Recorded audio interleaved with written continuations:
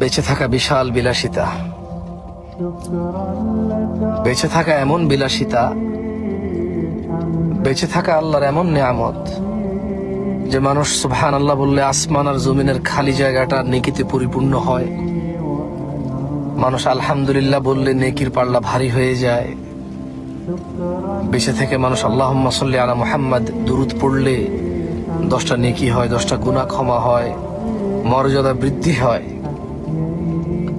ওর প্রতি রহমত নাজিল হয় 10 বার। বেঁচে থাকলে ফজরের 2 রাকাত সুন্নত আদায় করলে দুনিয়া আর দুনিয়াতে যা আছে এর চেয়ে বেশি কিছু পাওয়া যায়।